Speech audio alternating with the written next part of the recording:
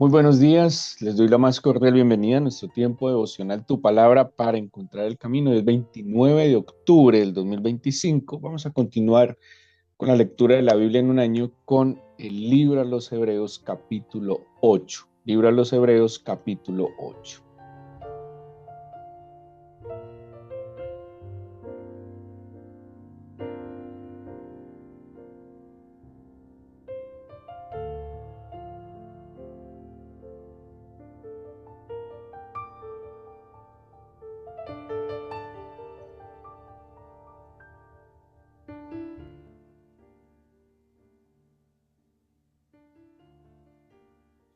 El libro a los Hebreos, como lo mencionábamos el día de ayer, pues es un libro dirigido a, a creyentes cristianos de origen hebreo que tenían un conocimiento de las escrituras del Antiguo Testamento y de alguna manera lo que está haciendo este libro es validando el ministerio integral del Señor Jesucristo. Sabemos que el Señor Jesús cumple las profecías mesiánicas y acordémonos que la idea del Mesías tenía sobre todo como tres ideas: el Hijo del Hombre o Hijo de Dios, su divinidad; el siervo sufriente, pero también el Hijo de David, que sería aquel que con su cetro de justicia gobernaría sobre su pueblo. Sabemos que humanamente el Señor desciende de David, por eso tenemos sus genealogías en el Nuevo Testamento. Por eso es también en el día de su entrada triunfal a Jerusalén recibido como hijo de David, eh, como aquel que traería la justicia, la equidad y la liberación de su pueblo. Y el libro de Hebreos nos está hablando en una interpretación extraordinaria del sacerdocio del Señor Jesús y por qué él calificaba como mediador de un nuevo pacto. Y eso es lo que se centra el capítulo 8.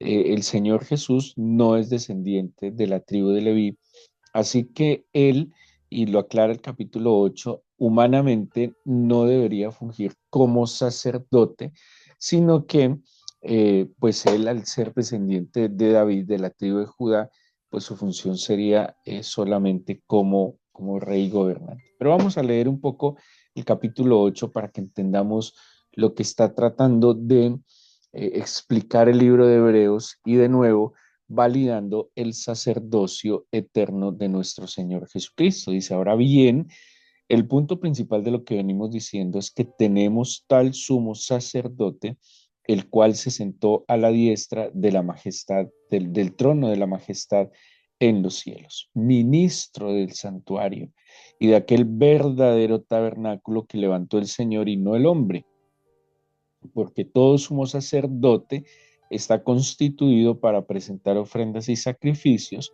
por lo cual es necesario que éste también tenga algo que ofrecer. Así que, si estuviese sobre la tierra, ni siquiera sería sacerdote, habiendo aún sacerdotes que presentan las ofrendas según la ley. Bueno, aquí que nos está diciendo, y lo va a aclarar más adelante.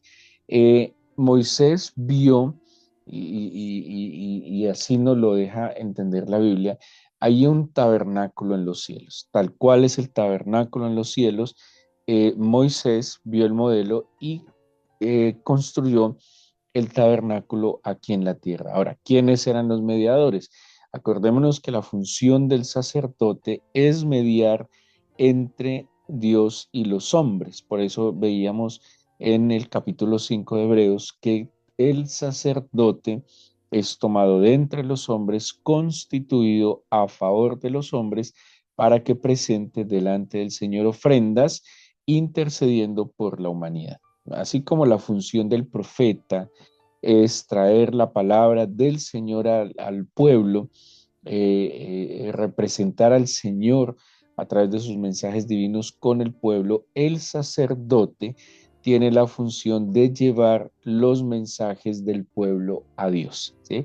El sacerdote tiene esa función de presentar y representar al ser humano delante de Dios, ¿sí? Por eso la Biblia aclara que él presentaba por sí mismo su humanidad, pero también presentaba por el pueblo. Es un intercesor delante de Dios a favor de los hombres. Y nos está diciendo que nuestro Señor Jesucristo entró al santuario para interceder por nosotros como sumo sacerdote. Ahora dice que su sacerdocio es eterno y celestial y que no pues está limitado a la tierra porque según la ley él no podría ser sacerdote. Lo está diciendo el versículo 4 porque dice, si él estuviese sobre la tierra, ni siquiera sería sacerdote porque había unos sacerdotes establecidos según la ley. Ya sabemos la historia un poco de los sacerdotes que eran de la tribu de Leví, de descendientes de Fines, hijo de Aarón, y que ellos como sumos sacerdotes tendrían esta función de presentar ofrendas en el lugar santísimo por la nación. ¿Qué dice el versículo 5?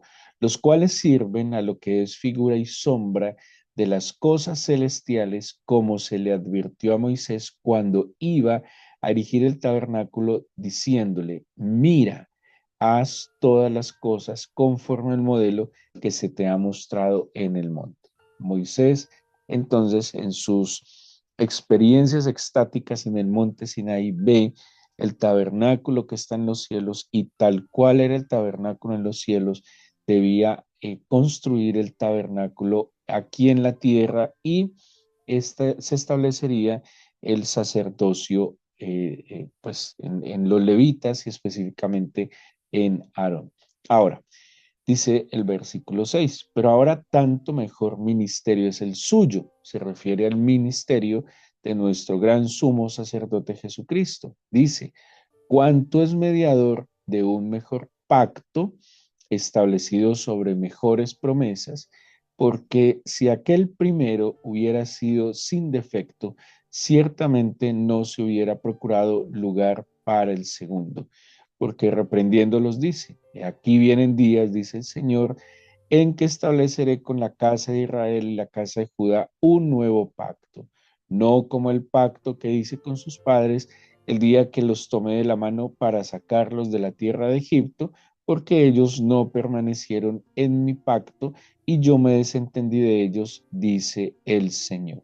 Por lo cual, este es el pacto que haré con la casa de Israel.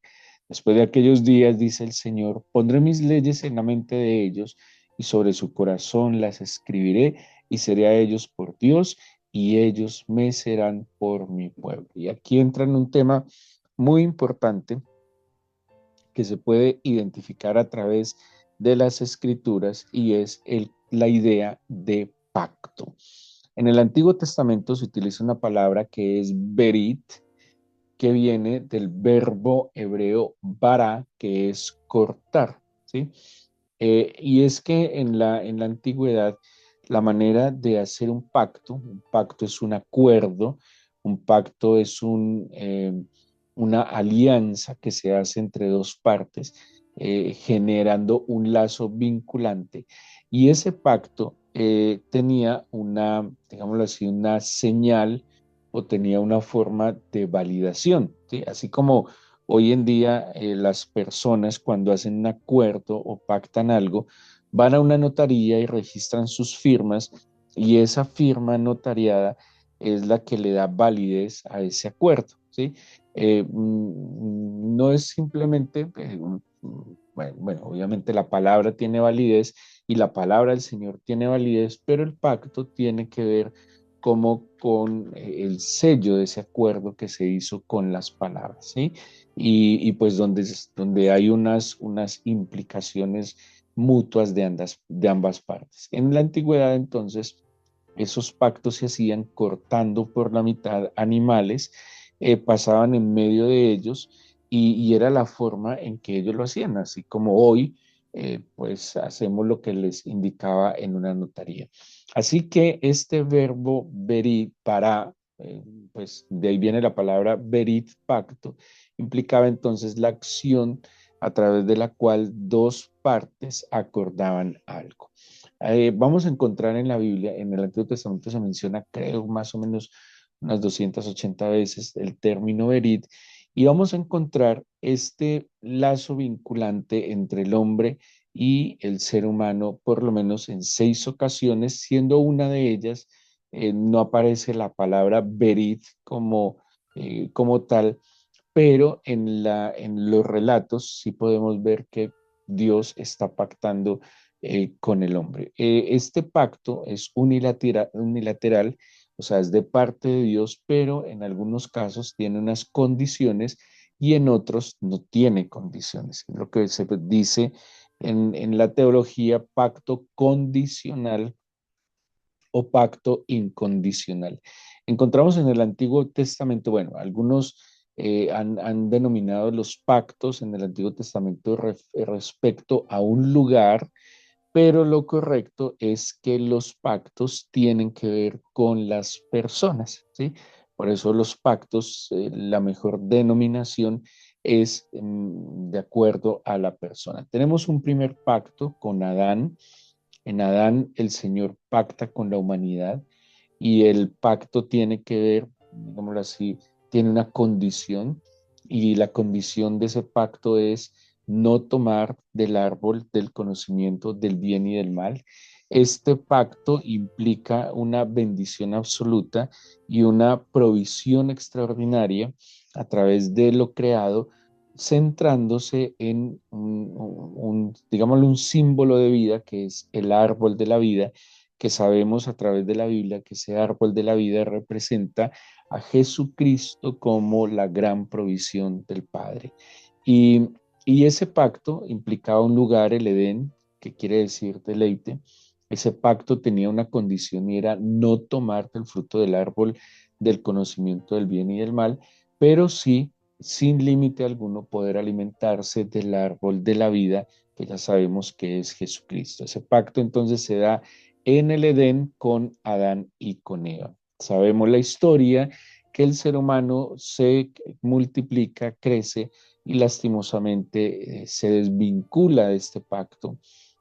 Cuando Adán y Eva pues desobedecen, están infringiendo el pacto, rompiendo el pacto y obviamente como, digámoslo así, cada pacto, cada acuerdo tiene una cláusula penal y pues la cláusula penal de este pacto implicaba salir del Edén y no tener la oportunidad de recibir la vida a través de la provisión del árbol de la vida. El segundo pacto que encontramos, y aquí ya aparece expresamente el término Berit, es el pacto que el Señor hace con Noé. Acordémonos que como consecuencia de la multiplicación de la maldad, de la corrupción y de la violencia, el Señor decide cortar a la humanidad de la tierra y a través de Noé establece entonces un medio que es el diluvio, ¿sí? Y sabemos que todos aquellos que estuvieron en el arca en medio de una generación perversa y contumaz fueron salvados, Noé, sus hijos, sus esposas, para preservación de la humanidad. Cuando Noé sale del arca, Noé se levanta y ofrece un sacrificio al Señor. Eh, este Noé, pues el Señor, perdón, hace un pacto incondicional con Noé diciendo que nunca más destruiría al ser humano o a la humanidad a través del diluvio y aparece una señal que es el arco iris, ¿sí? Como un memorial en que el Señor pues se acordaría que aunque vinieran las lluvias, nunca más destruiría al ser humano a través de un diluvio. Luego, en el libro de Deuteronomio, va a aparecer, bueno, pero quería explicarles algo antes de seguir con estos pactos. En el Nuevo Testamento, el término que se traduce como pacto eh, tiene una implicación adicional o diferente, es la palabra diateque, y este sentido del pacto no solo es un acuerdo relacional, sino una disposición testamentaria unilateral donde una parte le deja un legado a otra parte y entra en vigor tras su muerte. De allí vamos a encontrar en el Nuevo Testamento o en la Biblia misma el término Antiguo y Nuevo Testamento, no solo en el acuerdo relacional, sino en aquel legado que le entrega el Señor a la humanidad, ¿sí? Como una herencia. Entonces tenemos, según en la interpretación, tenemos un antiguo acuerdo, puede verse así, y un nuevo acuerdo, hablando del antiguo y nuevo pacto, el Antiguo Testamento, el Nuevo Testamento, pero también podríamos decirlo, tenemos una herencia antigua y tenemos una nueva herencia. Tenemos entonces a Adán, Noé, luego viene el Señor y pacta con Abraham. Bueno, ojo con esto, estos pactos no son exclusivos con los individuos, sino que incluyen, ellos, mejor dicho, estos individuos son mediadores, son representantes. Cuando el Señor estaba pactando con Adán y con Eva, está pactando con la humanidad.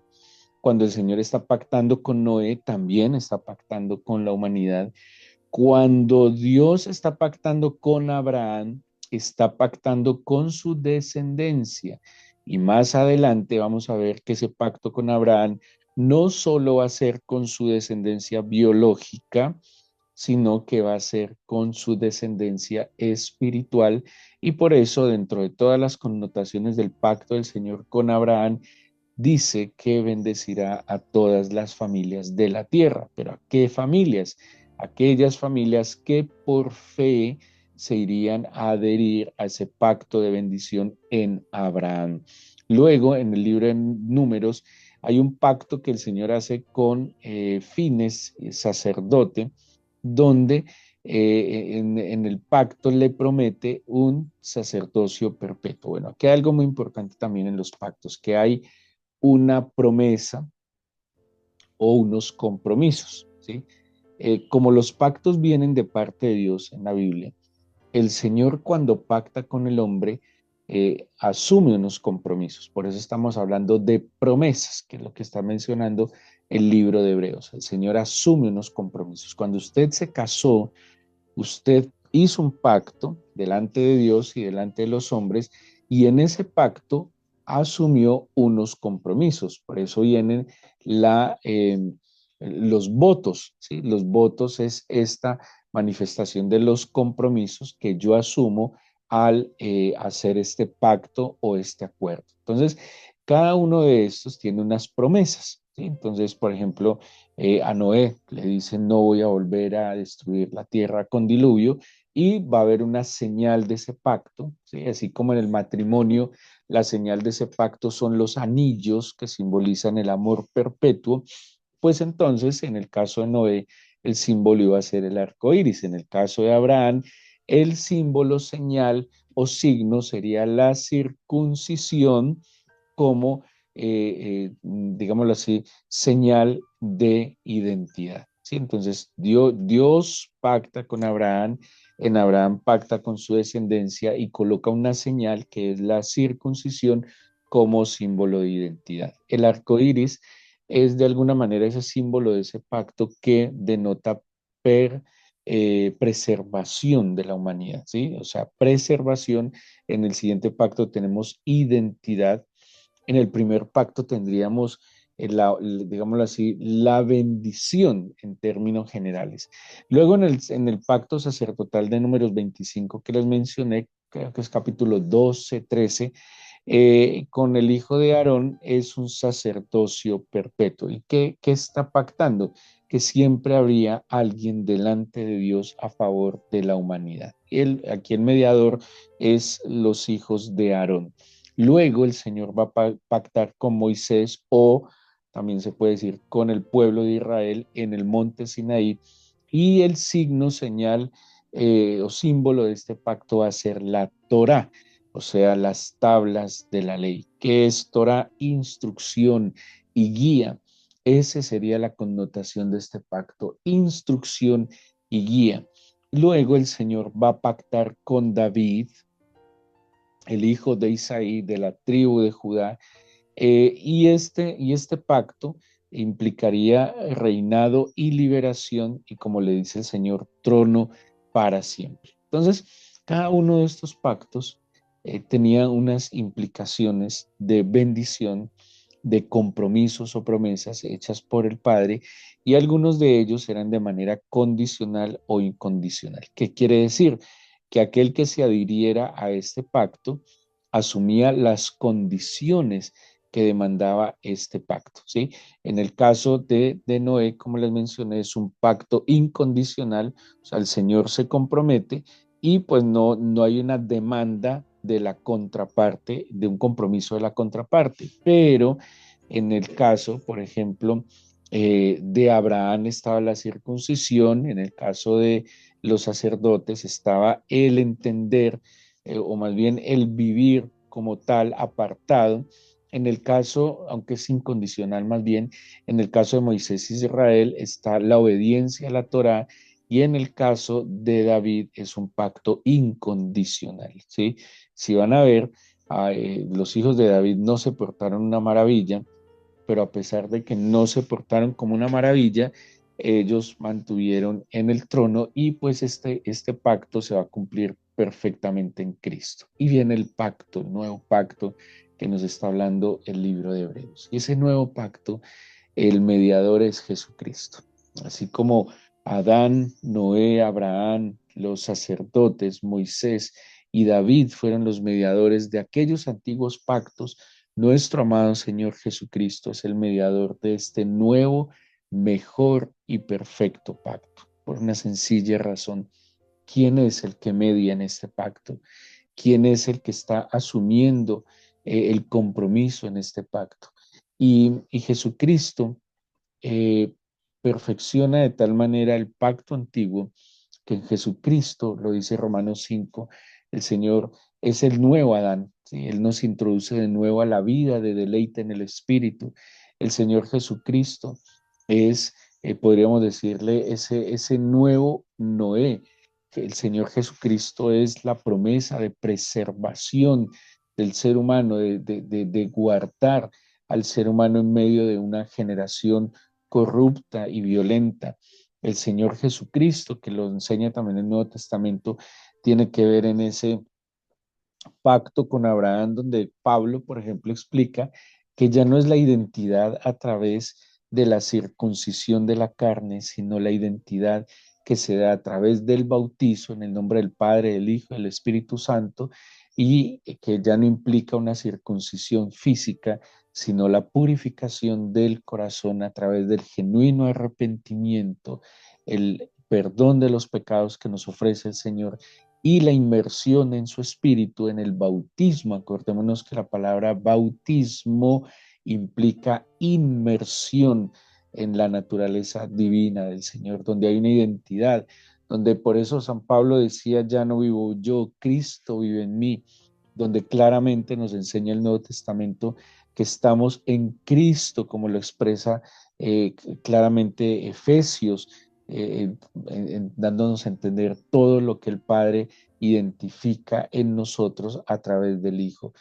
Romanos también habla de que somos herederos de Dios, coherederos con Cristo, una identidad perfecta que no se limita a una acción física como la circuncisión. La Torá, aquella señal del pacto que el Señor hace con Moisés, con Israel, que tenía que ver, dice, estaría en las tablas de piedra, pero en el nuevo pacto ahora esa instrucción estaría en nuestro corazón, sería grabado por el Espíritu del Señor en nuestro corazón, y el pacto con David que implicaba reinado, liberación y autoridad.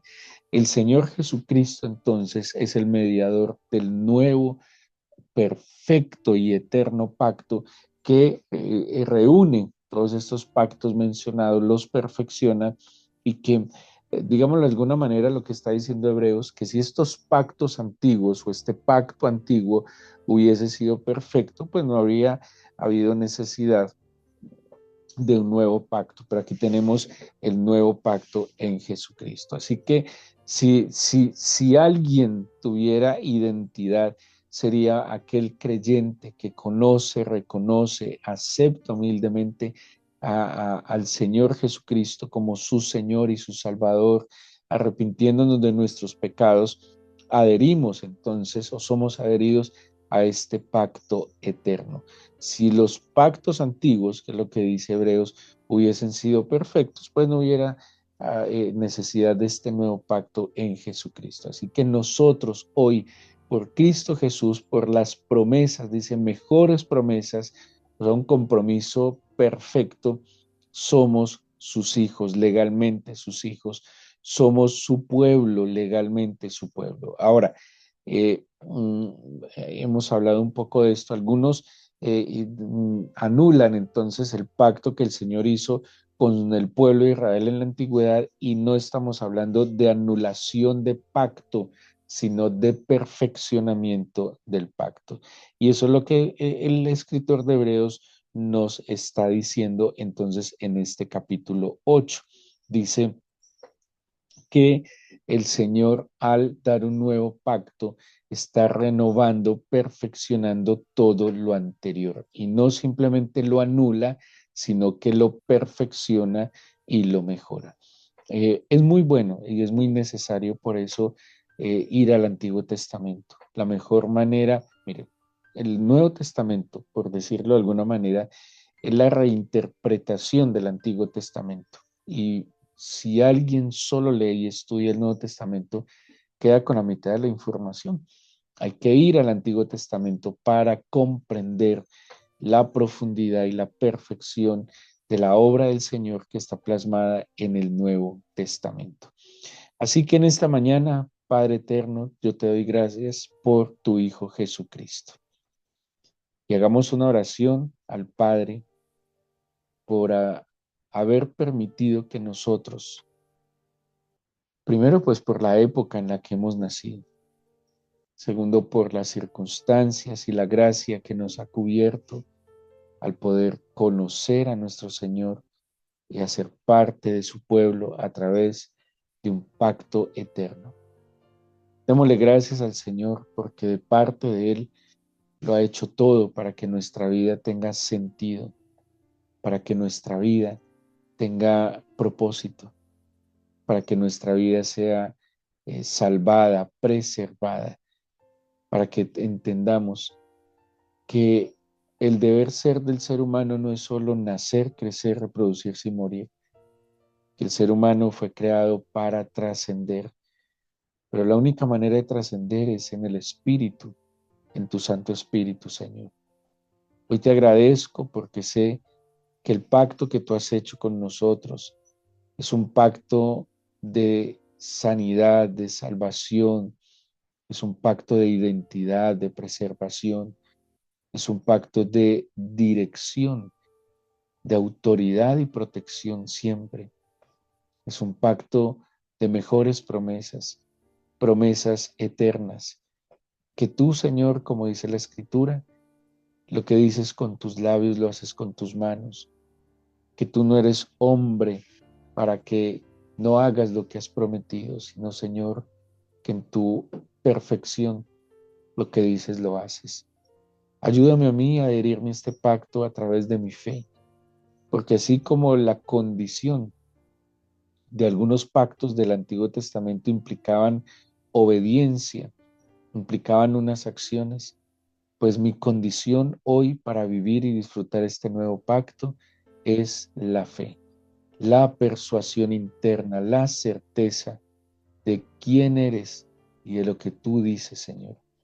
Aumenta mi medida de fe para que yo pueda disfrutar este nuevo acuerdo que tú has hecho con la humanidad a través del mediador perfecto, nuestro Señor Jesucristo, que hoy está sentado a tu diestra gloriosa, intercediendo por nosotros. Y a ti, Señor Jesucristo, te damos toda la gloria, todo el honor. Te bendecimos por tu obediencia, te bendecimos por tu carácter precioso, te bendecimos por el precio alto que pagaste, por nuestras deudas, por nuestros pecados. Agradecemos tu Santo Espíritu que nos acompaña, que nos consuela, que nos enseña, que nos instruye y que nos da evidencia de lo que tú eres. Gracias, Padre eterno, porque sé que estás con nosotros y podemos iniciar este nuevo día con tu bendición. Gracias, Señor Jesucristo, por tu amor incondicional, y gracias, Espíritu de Dios, por darnos la fuerza y la compañía para este nuevo día. Oramos al Padre con gratitud en el nombre de Jesús. Amén.